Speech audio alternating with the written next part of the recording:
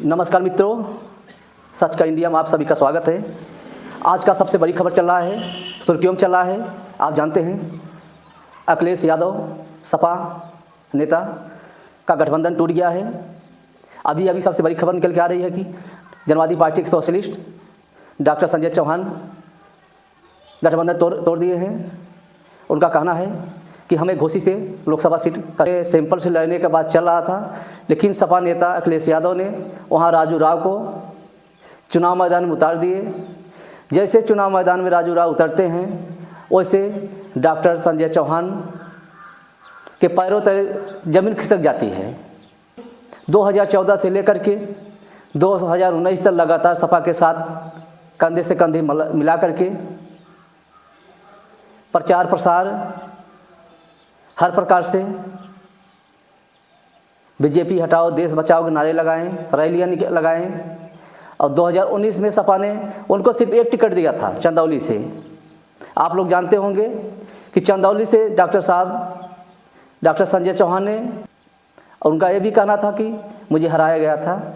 चलिए हार गया, कोई बात नहीं, 10,000 वोट से हार गए थे, लेकिन फिर भी सपा के साथ मिल करके प्रचार प्रसार चौहानों के बीच में जा कर के सपा में वोट देने का अपील करते रहें।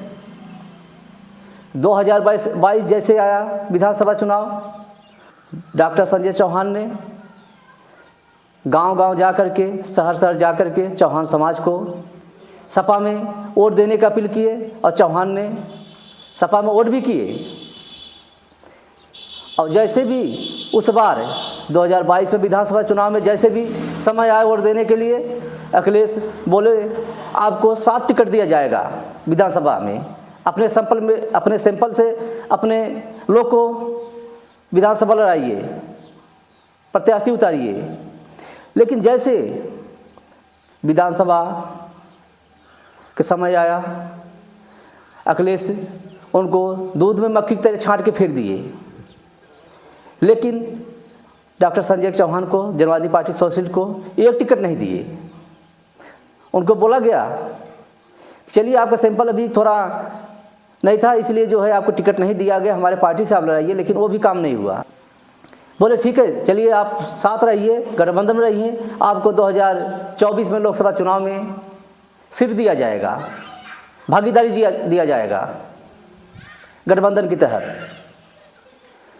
डॉक्टर संजय चौहान ने बीजेपी सपा के साथ मिलकर के बीजेपी के खिलाफ तन से बीजेपी हटाओ देश बचाओ का रैली निकाले, पग यात्रा निकाले, तमाम ऐसे सपा के साथ मिलकर के संघर्ष किए। संघर्ष का नतीजा ये हुआ कि उन्हें 2024 में लोकसभा चुनाव में अखिलेश यादव एक भी सीट नहीं दिए। एक भी सीट क्यों नहीं दिया गया, ये सबसे बड़ा सवाल है। चाहे सपा हो, चाहे बीएसपी हो, चाहे बीजेपी हो, चाहे कांग्रेस हो, 543 सीट में चौहानों को कोई भी पार्टी एक भी सीट नहीं दिया। ये देखते हुए डॉक्टर साहब ने चौहानों का नेता बने। उनका कहना था चौहानों का हक मारा जा रहा है, हक की लड़ाई लड़ेंगे, गरीबों की लड़ाई लड़ेंगे, वो भी SC/ST की लड़ाई लड़ेंगे। जो भी OBC है, SC/ST है, जो जिसका कोई नेता नहीं, हम उसके साथ खड़ा होकर उनका मदद करेंगे।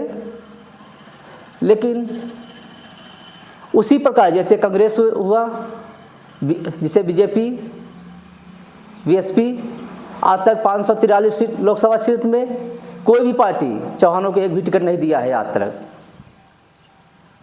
विधायक बने होंगे, मंत्री बने होंगे, लेकिन लोकसभा चुनाव में कोई एक टिकट नहीं दिया। न तो आज तक 542 सीट में एक भी चौहान लोकसभा चुनाव में नहीं आए हैं। यही देख करके डॉक्टर साहब ने हिम्मत से एक पार्टी तैयार किया कि चलिए हम सपा के साथ मिलकर के भागीदारी मिलेगी, हिस्सेदारी मिलेगी, कुछ नहीं 2-4-6 सीट मिलेगा लोकसभा चुनाव में, हम लड़ेंगे। अगर हमारी पार्टी जीत रही है, अगर हमारा 1-2 सांसद निकलेंगे, लोकसभा में जाएंगे, गरीबों का आवाज़ उठाएंगे, चौहानों का आवाज़ उठाएंगे। यही देख करके डॉक्टर संजय चौहान ने नींव डाली जनवादी पार्टी सोशलिस्ट के बैनर तले। लेकिन 2022 का 24 का चुनाव, लोकसभा चुनाव जैसे भी आया, अखिलेश ने छोटे दलों को मक्खी की तरह निकाल फेंके। और ये देखते हुए जैसे भी राजू राव को घोसी सीट से प्रत्याशी सपा की तरफ जैसे अखिलेश जी उतारे, वैसे डॉक्टर संजय चौहान के पैरों तले जमीन सरक गया, खिसक गया।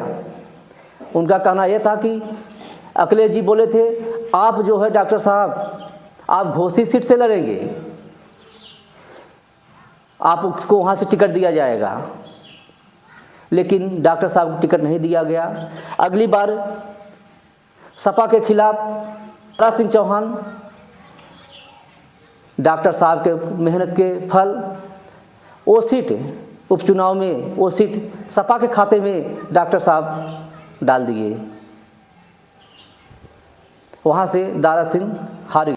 और घोसी सीट अखिलेश बोले थे कि डॉक्टर साहब वहाँ आप उतरेंगे, आप वहाँ लड़ेंगे।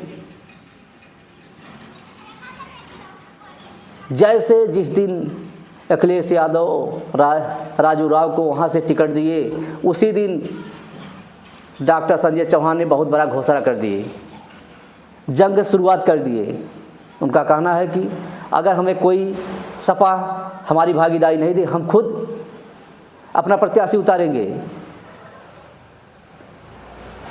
और यही देखते हुए कल जो है 15 प्रत्याशी घोषित कर दिए।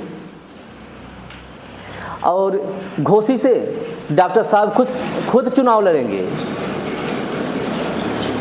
खुद चुनाव लड़ेंगे। जौनपुर विधानसभा, मछली शहर, चंदौली, आजमगढ़, अमेठी, सुल्तानपुर, देवरिया, बनारस, कई जगह जो है 15 प्रत्याशी घोषित कर भी चुके हैं और 27 प्रत्याशी घोषित करेंगे अभी।